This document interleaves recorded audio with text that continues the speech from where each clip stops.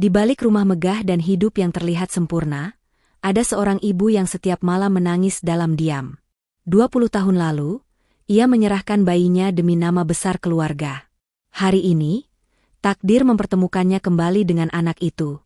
Bukan sebagai pewaris, tapi sebagai pengemis penjual pentol di lampu merah. Saat mata mereka bertemu, waktu seolah berhenti.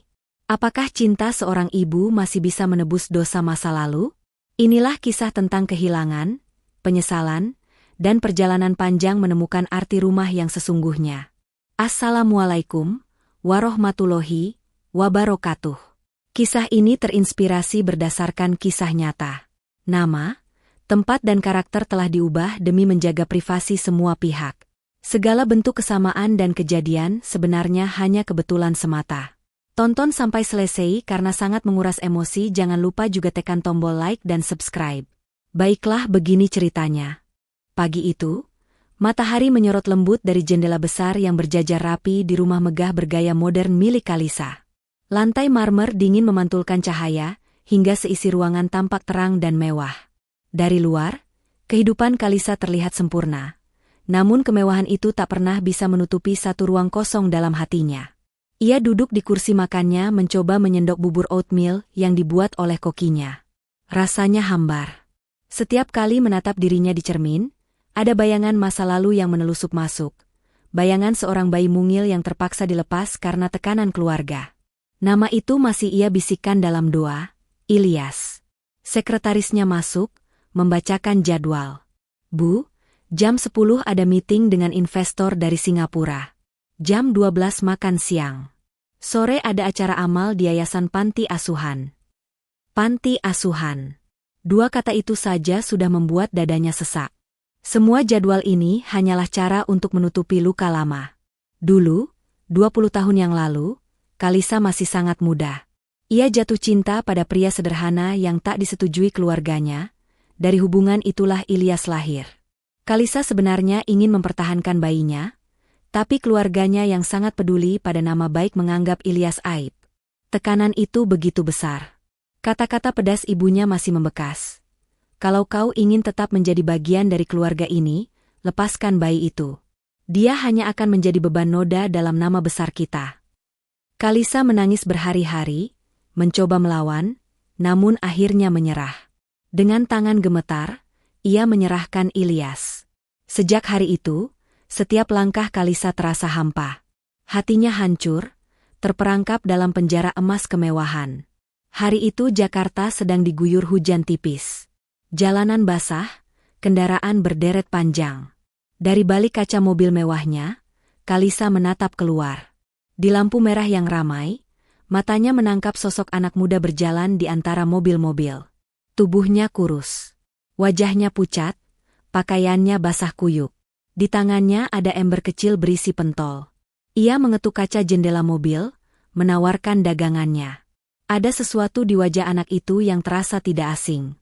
Walau rambutnya kusut dan tatapannya lelah, ada garis wajah yang membuat dada Kalisa bergetar hebat. Pemuda itu mendekati mobilnya. Dengan suara serak, ia menawarkan, "Pentol, Bu, 1000 aja buat ganjel perut." Kalisa menahan napas. Detik itu, waktu seolah berhenti. Mata bulatnya, sorot sendu, bahkan cara ia menunduk sopan. Ilyas.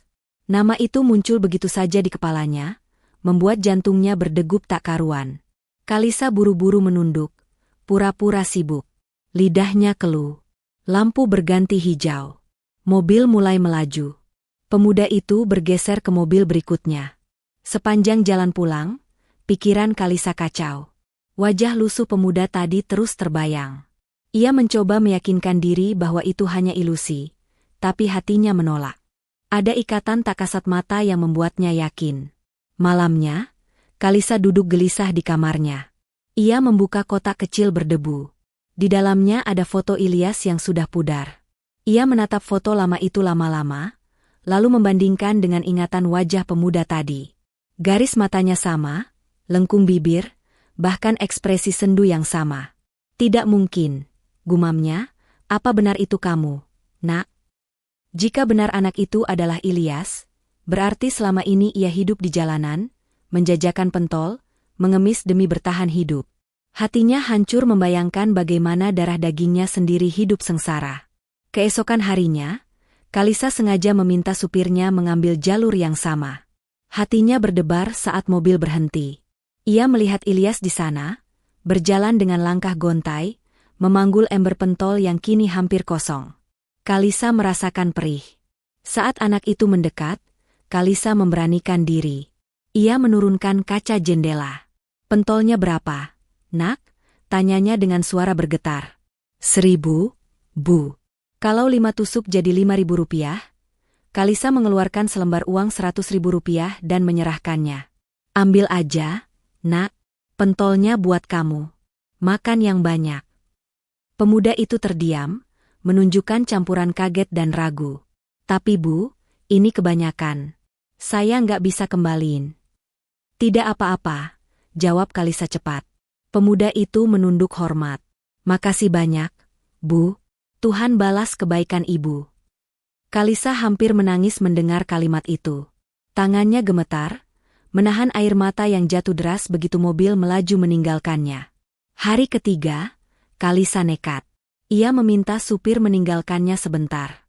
Dengan menyamar memakai kacamata hitam dan kerudung sederhana, ia berjalan ke arah warung kopi dekat sana, duduk di pojok berpura-pura menyesap teh. Tak lama kemudian Ilyas ikut duduk di warung itu, tampak kelelahan. Ember pentolnya hampir kosong. Pemilik warung menyapanya ramah. "Capek, Lis?" Kalisa terperangah mendengar panggilan akrab itu. "Iya, Bang," jawab Ilyas. "Laku sih, tapi gak seberapa. Lumayan buat makan nanti malam." Dari obrolan singkat itu, Kalisa tahu rutinitas Ilyas. Bangun pagi menyiapkan pentol di rumah kontrakan kecil lalu keluar ke jalanan hingga malam. Rumah kontrakan kecil. Kalisa tahu ia harus menemukan tempat itu. Malamnya, ia dengan hati-hati mengikuti langkah Ilyas hingga berhenti di sebuah kontrakan reot di pinggiran kota. Dindingnya kusam, atapnya hampir bocor. Air mata Kalisa kembali jatuh, tapi kali ini bercampur dengan tekad. Ia berjanji, apapun yang terjadi, ia tidak akan lagi meninggalkan Ilyas. Suatu sore, Kalisa memberanikan diri untuk berbicara lagi. Ia turun dari mobil menghampiri Ilyas yang sedang duduk beristirahat di tepi jalan. "Lis," panggilnya pelan. Ilyas menoleh, terkejut. "Ibu lagi?" Kalisa mencoba tersenyum canggung. "Maaf, Tante cuma khawatir. Kamu masih sekolah?" Ilyas tertawa hambar. "Sekolah? Saya udah lama berhenti, Bu. Mana ada uang buat sekolah? Saya cuma jualan begini." Jawaban itu menusuk hati Kalisa. "Orang tua kamu di mana?" tanya Kalisa hati-hati. Wajah Ilyas berubah muram. "Enggak ada. Saya yatim. Dari kecil enggak pernah tahu siapa orang tua saya." Kalisa terdiam. Kata-kata itu seperti tamparan keras. "Nak, namamu siapa?" tanyanya pelan, penuh harap. Pemuda itu mengerutkan kening, tampak curiga. "Saya Ilyas, Bu." Detik itu, dunia Kalisa runtuh sekaligus kembali berdiri. Nama yang ia bisikan dalam doa setiap malam, akhirnya terucap. Kalisa menutup mulutnya, menahan isak yang nyaris pecah. Ia ingin memeluk anak itu, namun lidahnya keluh. Hari-hari berikutnya, Kalisa tak menyerah. Ia kembali muncul, membeli dagangan Ilyas, dan berusaha mendekat. Namun Ilyas selalu menjaga jarak. Suatu sore, hujan deras turun tiba-tiba. Kalisa melihat Ilyas berteduh di bawah jembatan, pakaiannya basah kuyup. Tanpa pikir panjang, Kalisa turun dari mobil berlari dengan payung. "Lis, pakai ini." Ia menyodorkan jaket tebal dari mobilnya. Ilyas terkejut lalu menatapnya tajam. "Ibu lagi? Kenapa sih selalu muncul?" Kalisa mencoba tersenyum, meski air matanya hampir pecah. "Tante cuma gak tega lihat kamu kedinginan." Namun Ilyas mendorong jaket itu kembali ke tangannya. "Saya nggak butuh. Saya udah biasa kayak gini. Ibu jangan ikut campur hidup saya." Kalisa terdiam. Hujan menetes membasahi wajahnya bercampur dengan air mata yang ia tahan. Malam itu, Kalisa menangis terseduh di kamarnya. "Kenapa kamu menolak aku, Nak?" Tak lama, sebuah video Kalisa memeluk Ilyas di trotoar menjadi viral di media sosial dengan judul, "Anak pengemis dipeluk wanita kaya. Ada apa?" Berita menyebar cepat. Wartawan mulai mengejar. Keluarga Kalisa menelepon dengan nada marah. "Kalisa, apa-apaan itu? Memeluk anak jalanan di depan umum. Kamu mau bikin malu keluarga ini lagi?" Kalisa menjawab lirih, "Bu, dia bukan sekadar anak jalanan. Dia anakku." Ibunya meledak, "Kamu gila." Sementara Ilyas kalang kabut. Hidupnya kini jadi tontonan. Saat akhirnya bertemu di sebuah sudut gang, Ilyas meluapkan amarahnya. "Kenapa ibu lakukan ini pada saya? Gara-gara ibu, hidup saya jadi tontonan. Saya gak minta ini semua." Kalisa meraih tangannya, "Lis, aku muncul karena aku ibumu." Ilyas terdiam, wajahnya pucat. Jadi semua ini benar. Wanita kaya yang ninggalin anaknya itu, ibu. Dan sekarang setelah saya jadi pengemis, ibu baru datang ngakuin. Kalisa memberanikan diri mendatangi kontrakan Ilyas. Ruangan itu kecil, hanya berisi tikar usang dan kasur tipis. "Lis," Kalisa menatap sekeliling dengan mata berkaca-kaca, "kamu tinggal di sini sendirian dengan kondisi seperti ini." "Inilah hidup saya. Hasil dari keputusan ibu 20 tahun lalu," jawab Ilyas dingin. Semua luka yang ia simpan mendesak keluar. "Sejak kecil saya tidak pernah tahu siapa orang tua saya. Saya hidup dengan hinaan, lapar, kedinginan. Sementara ibu hidup nyaman. Pernah sekali saja kepikiran gimana hidup saya?" Air mata Kalisa jatuh. "Mama setiap hari memikirkanmu, Nak." "Mama menyesal. Tapi menyesal enggak bikin perut saya kenyang waktu saya kecil," bentak Ilyas, suaranya pecah. Kalisa berlutut di hadapannya, memegang lutut anaknya. "Mama tahu semua itu salah Mama, tapi tolong beri Mama kesempatan menebus." Ilyas menepis tangannya, "Saya enggak butuh ibu. Kalau ibu datang cuma buat bersandiwara di depan orang-orang, lebih baik pergi." Kalisa terisak. Ilyas akhirnya berkata, "Saya butuh waktu. Jangan paksa saya menerima ibu sekarang. Kalau ibu benar-benar tulus, buktikan. Jangan cuma kata-kata." Hari-hari setelah itu, Kalisa terus berusaha. Ia datang ke kontrakan Ilyas, membawa nasi uduk hangat. "Ini bukan belas kasihan. Ini kewajiban seorang ibu," katanya. Ilyas menerima bungkusan itu dengan enggan, tapi ia tidak lagi membuangnya. Sementara itu, tekanan dari keluarga Kalisa semakin kuat. Ibunya mendesak, "Kalau kau terus memaksakan, keluarga akan memutus hubungan denganmu." Kalisa berdiri tegak. "Kalau itu harga yang harus kubayar, biarlah. Aku tidak bisa lagi membuang anakku untuk kedua kalinya." Suatu sore, Kalisa melihat Ilyas dipukuli preman jalanan karena menolak dipalak. Kalisa panik, turun dari taksi dan berteriak, "Lepaskan dia."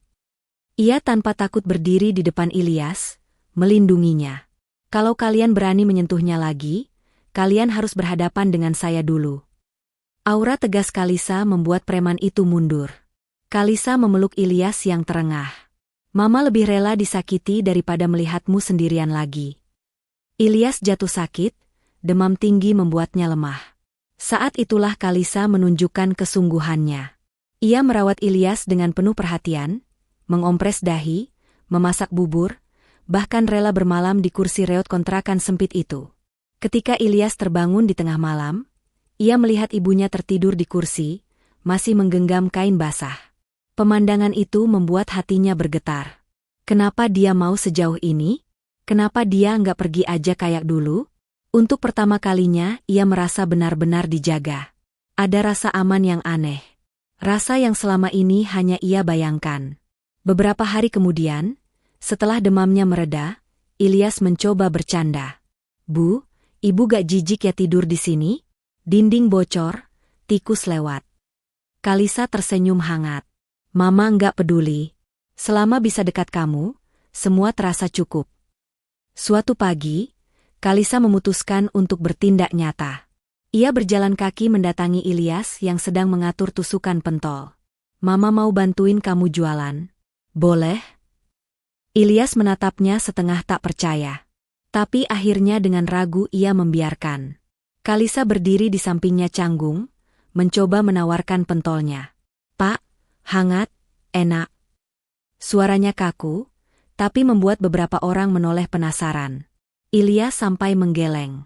"Duh, Bu. Gaya ibu kayak ngajak orang beli perhiasan, bukan pentol." Katanya kali ini dengan nada bercampur tawa. Kalisa ikut tertawa.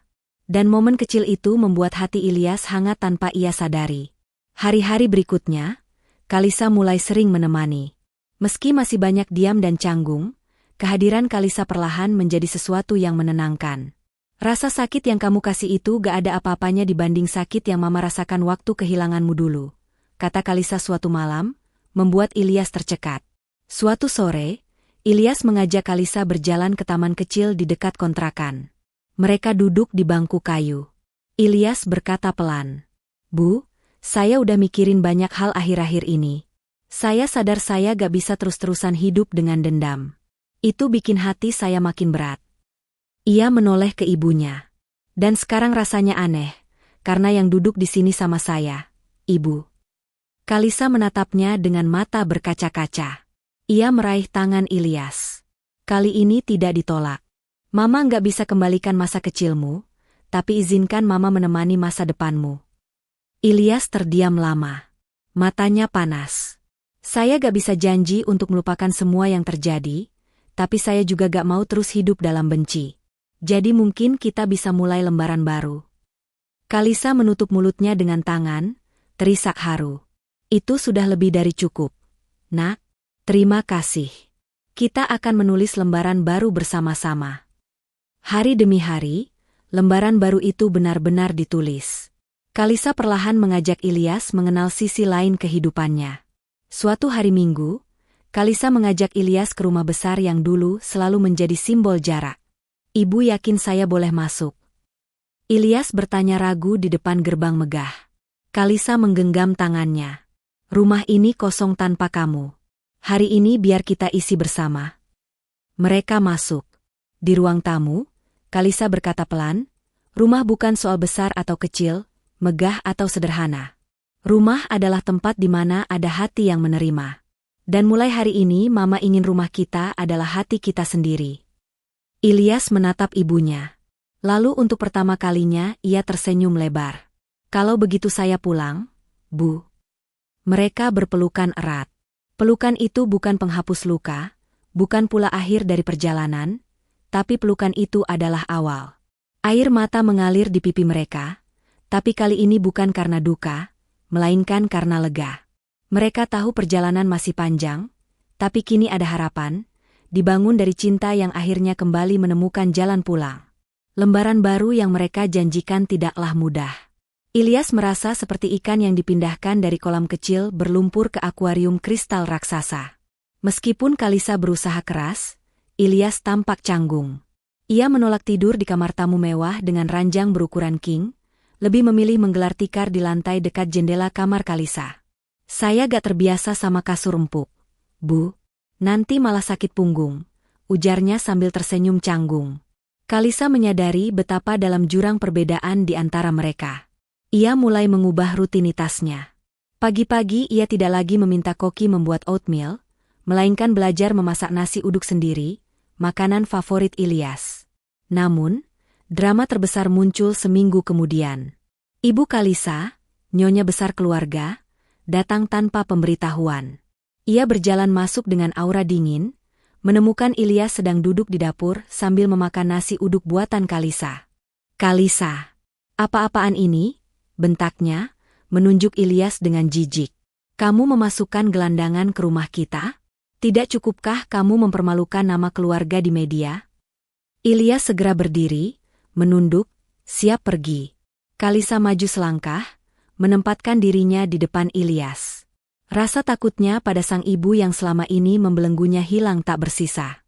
"Mama," kata Kalisa tegas, suaranya dipenuhi otoritas yang tidak pernah didengar ibunya. "Jangan pernah lagi menyebutnya gelandangan. Dia anakku, dan dia tidak akan pergi dari sini." Wajah nyonya besar memerah karena marah.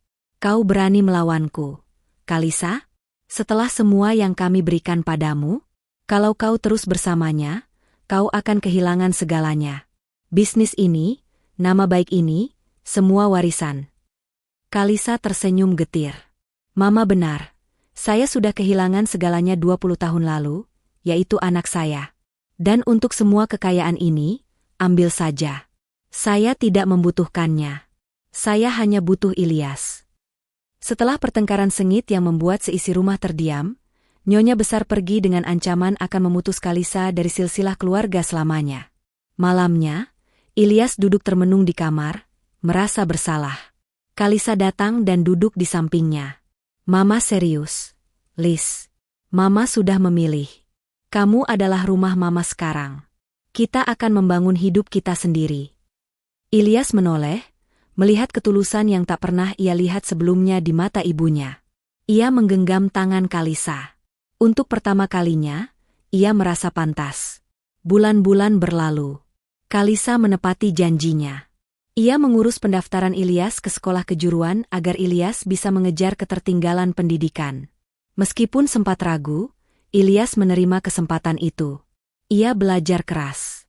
Kalisa sendiri fokus pada manajemen perusahaannya, sambil memastikan Ilyas mendapatkan semua yang dia butuhkan, bukan kemewahan, tetapi dukungan.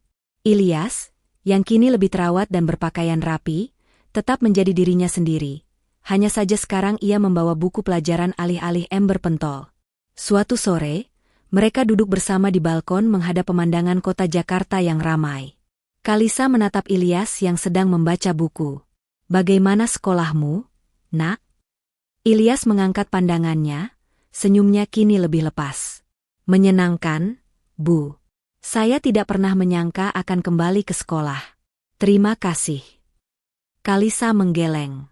Mama yang harusnya berterima kasih. Kamu mengajari Mama bahwa cinta sejati tidak pernah terlambat menemukan jalannya.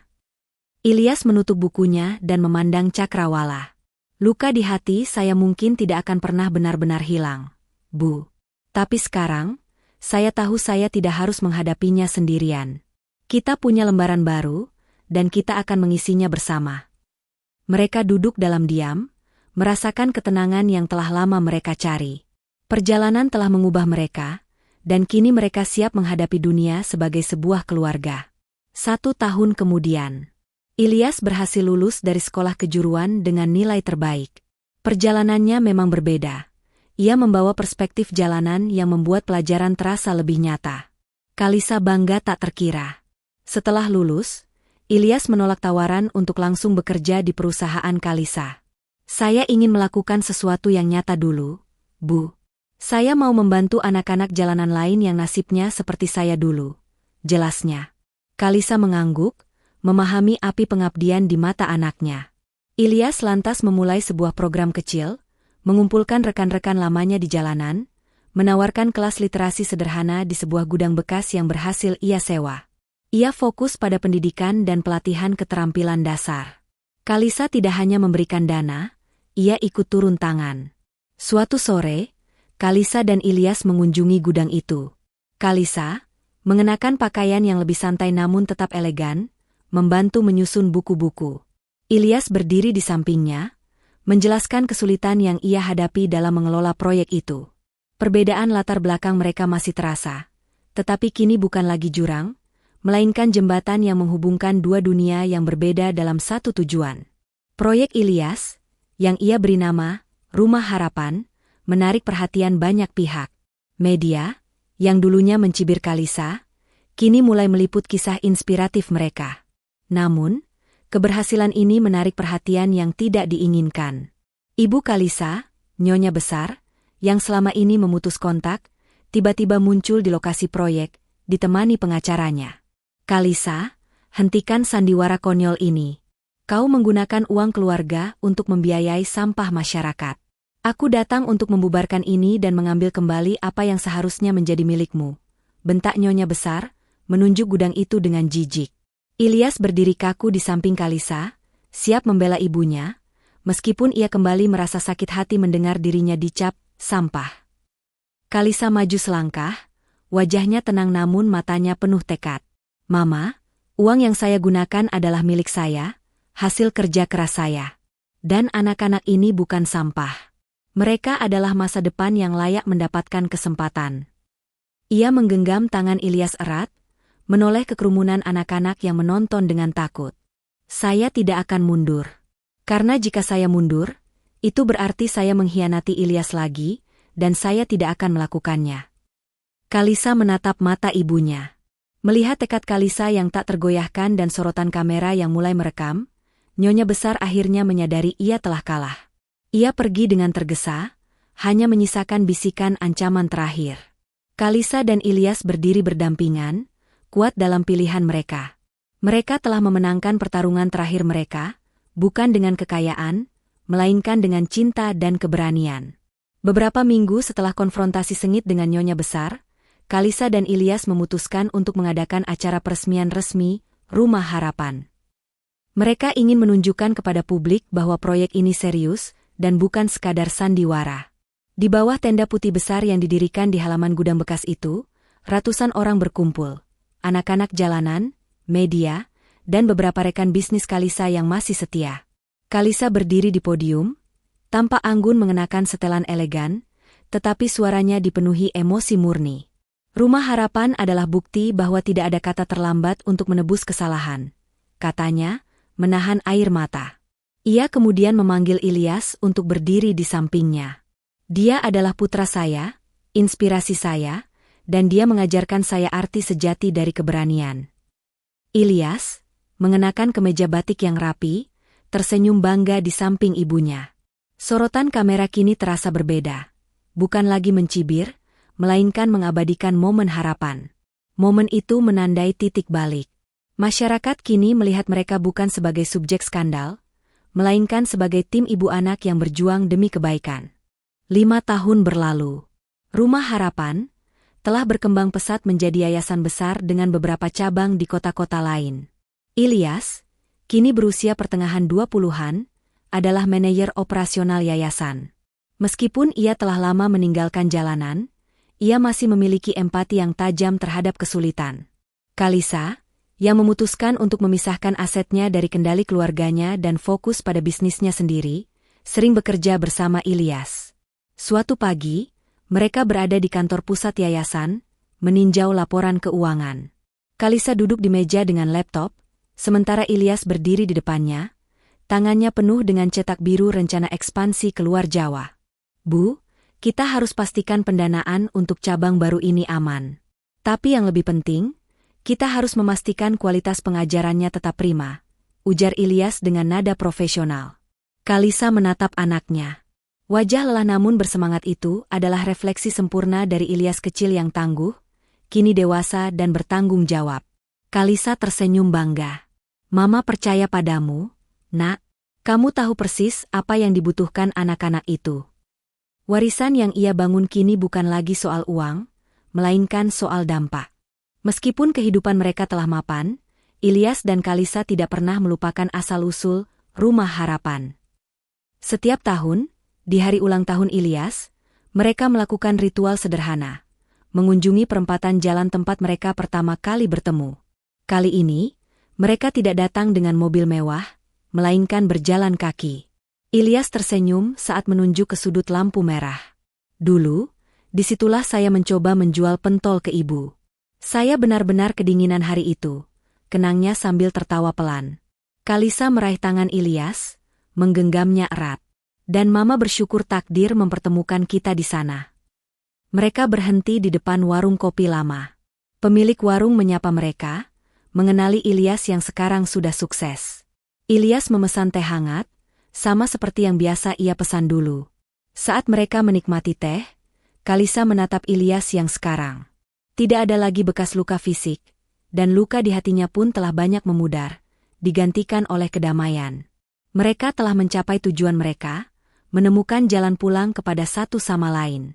6 tahun setelah pendiriannya, Rumah Harapan merayakan kelulusan angkatan pertamanya. Acara diadakan di aula besar yayasan, dipenuhi sorak-sorai anak-anak dan wajah bangga para pengajar. Kalisa dan Ilyas duduk di barisan depan. Kalisa, kini tampil anggun dalam balutan setelan bisnis, berdiri di podium untuk menyampaikan pidato. Suaranya lantang, penuh gairah, menceritakan kisah perjalanan mereka yang mengajarkan bahwa kemiskinan tidak boleh menjadi tembok bagi impian. Saya belajar dari putra saya, Ilyas, katanya, menatap Ilyas yang tersenyum di barisan belakang. Bahwa yang paling penting bukanlah seberapa tinggi kita jatuh, tapi seberapa kuat kita bangkit kembali. Hari ini, kalian semua adalah bukti dari kesempatan kedua. Setelah Kalisa, Ilyas maju ke podium. Meskipun ia kini berpenampilan profesional, ia memilih untuk menceritakan kisahnya dari sudut pandang mantan anak jalanan. Ia menunjuk beberapa mahasiswa yang berdiri di ujung panggung, yang dulunya adalah rekan-rekannya menjajakan pentol. Kami tahu rasanya lapar dan putus asa. Tapi kami juga tahu rasanya punya mimpi, ujar Ilyas, matanya berkaca-kaca. Tepuk tangan meriah menyambut akhir pidatonya, sebuah perayaan bukan hanya kelulusan, tetapi juga kemenangan atas masa lalu.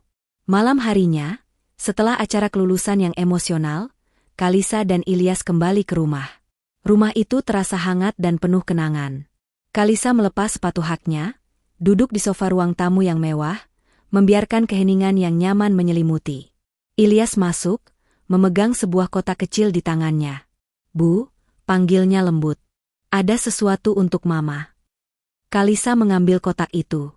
Isinya bukan perhiasan mahal, melainkan gantungan kunci sederhana berbentuk rumah kecil yang dicat dengan warna-warna cerah.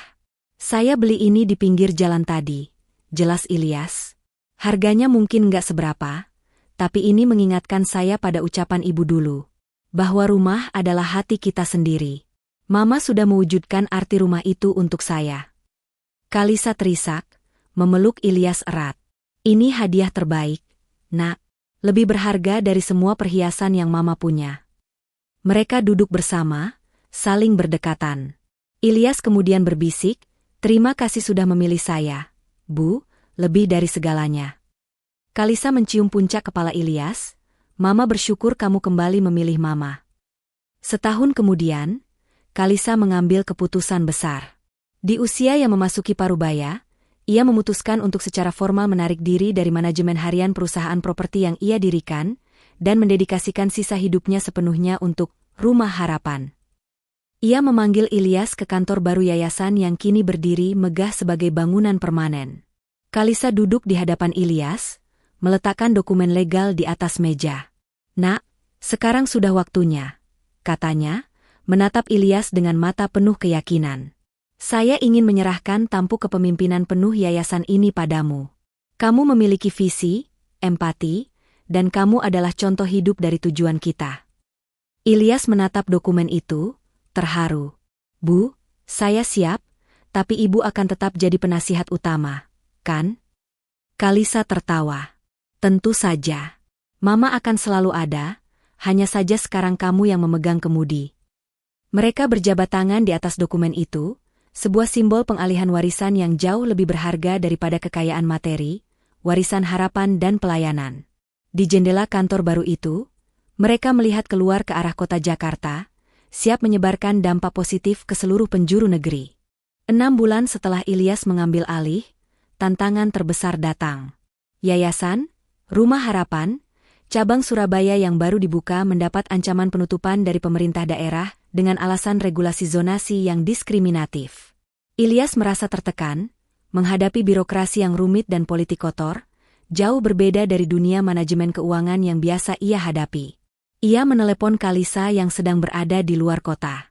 "Bu, mereka menuduh kita mengganggu ketertiban umum. Semua investasi kita di sana terancam hilang," ujar Ilyas, nada suaranya kembali kelelahan seperti saat ia masih berjualan di jalanan. Kalisa, kini menjabat sebagai penasihat senior non-eksekutif, terbang kembali ke Jakarta malam itu juga. Keesokan harinya, mereka duduk bersama di kantor, menyusun strategi. Kalisa tidak mengambil alih negosiasi, tetapi memberinya panduan, mengajarkan Ilyas seni bernegosiasi dengan otoritas dan cara menggalang dukungan publik. "Mereka menyerang visimu, Nak. Lawan dengan integritas dan data, bukan emosi," nasihat Kalisa, matanya memancarkan ketenangan seorang pemimpin sejati. Setelah pertempuran panjang melawan birokrasi yang melelahkan namun dimenangkan oleh Ilyas, mereka berdua mengambil cuti sejenak. Ilyas menyarankan mengunjungi tempat yang pernah menjadi titik terendah dalam hidupnya, lokasi kontrakan reotnya dulu.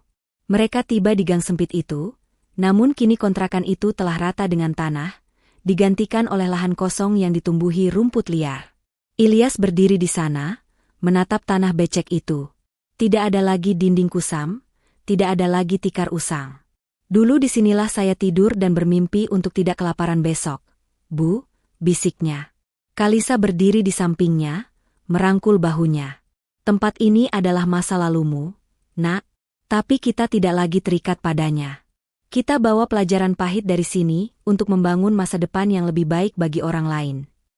Ilyas menoleh, menatap ibunya, rasa sakit dari kenangan lama tidak sepenuhnya hilang, tetapi kini rasa syukur dan cinta jauh lebih besar. Mereka berjalan pergi, meninggalkan gang itu, tahu bahwa rumah mereka yang sesungguhnya telah mereka temukan dalam diri satu sama lain. 10 tahun setelah Ilyas kembali ke pelukan ibunya, Rumah Harapan telah menjadi yayasan nasional yang diakui.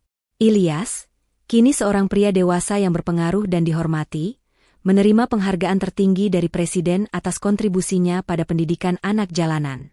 Di malam penganugerahan yang mewah, Ilyas berdiri di atas podium, wajahnya berseri-seri mengenakan setelan formal, menyampaikan pidato penerimaan. Kalisa, kini dalam balutan gaun malam anggun, duduk di barisan kehormatan.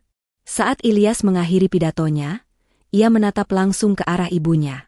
Penghargaan ini bukan milik saya.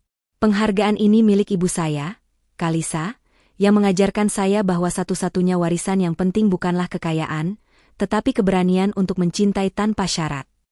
Air mata mengalir di pipi Kalisa, bukan air mata penyesalan masa lalu, melainkan kebahagiaan sejati. Setelah Ilyas turun dari podium, ia langsung menghampiri Kalisa. Mereka berpelukan erat di tengah sorotan lampu. Pelukan itu merayakan bukan hanya kesuksesan, tetapi penutupan sempurna dari kisah penebusan mereka, sebuah bukti bahwa cinta keibuan sejati akan selalu menemukan jalan pulang. 1 tahun setelah malam penganugerahan, Kalisa dan Ilyas duduk di ruang kerja Kalisa, yang kini telah diubah menjadi ruang arsip yayasan Rumah Harapan. Mereka sedang menyortir kotak-kotak berisi surat, foto, dan kliping berita lama yang mencatat seluruh perjalanan mereka, dari berita skandal yang mencibir hingga liputan inspiratif kesuksesan yayasan. Kalisa, kini mengenakan kacamata baca, tersenyum saat menemukan sebuah kliping lama yang memuat tajuk utama, wanita kaya tinggalkan anak kandung. Ilyas, yang kini tampil sebagai eksekutif yang matang, mengambil kliping itu.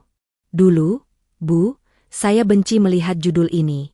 Rasanya seperti seluruh dunia tahu luka saya, katanya. Kalisa memeluknya dari samping. Tapi sekarang, nak, semua itu adalah pelajaran. Kita telah mengubah narasi. Kita tidak lagi dikenang karena kejatuhan, tapi karena kebangkitan. Mereka memutuskan untuk mendokumentasikan semua ini sebagai bagian dari kurikulum yayasan, mengajarkan bahwa masa lalu kelam pun bisa menjadi sumber kekuatan. 15 tahun berlalu. Ilyas telah menikah dan kini memiliki seorang putra berusia 8 tahun bernama Arya. Kalisa, yang kini telah menjadi nenek yang anggun, sering menghabiskan waktu bersama cucunya. Suatu sore, mereka bertiga mengunjungi salah satu pusat pelatihan, Rumah Harapan, yang sangat ramai. Arya, putra Ilyas, tampak antusias bermain sepak bola dengan anak-anak dari latar belakang jalanan, tanpa membedakan status. Ilyas menatap pemandangan itu, hatinya dipenuhi rasa syukur. Kalisa berdiri di sampingnya. Kamu lihat, nak, itu adalah warisan sejati. Bukan uang atau nama besar, tapi kemampuan untuk menghapus batasan yang pernah memisahkan kita dulu. Ilyas mengangguk, menggenggam tangan ibunya. Semua berkat keberanian ibu yang memilih untuk kembali, jawab Ilyas. Ia melihat putranya tertawa lepas, sebuah tawa yang ia sendiri tidak pernah miliki di masa kecilnya. Di usia senjanya, Kalisa akhirnya menemukan kedamaian yang ia cari. Ia pindah dari rumah mewah di Jakarta dan memilih tinggal di sebuah rumah kecil yang tenang di pinggiran kota, dekat dengan kantor pusat yayasan yang kini dikelola Ilyas. Suatu pagi yang cerah, Ilyas datang berkunjung, membawa sarapan nasi uduk buatan istrinya. Ia menemukan Kalisa duduk di teras kecilnya, memandangi tanaman bunga. Di tangannya, tergantung gantungan kunci berbentuk rumah yang dulu ia berikan. Ilyas duduk di sampingnya. Bu, bagaimana kabar Mama hari ini? Laporan yayasan baru saja masuk, cabang Surabaya sukses besar. Kalisa menoleh, matanya memancarkan ketenangan. Mama baik, Nak. Melihatmu dan semua yang telah kita bangun, Mama merasa hidup Mama sudah lengkap. Dulu Mama terperangkap di penjara emas. Sekarang, Mama bebas dalam rumah yang sejati. Ilyas memeluk ibunya. Mereka berdua tahu, kisah mereka adalah tentang kehilangan segalanya demi menemukan segalanya, dan mereka telah menang.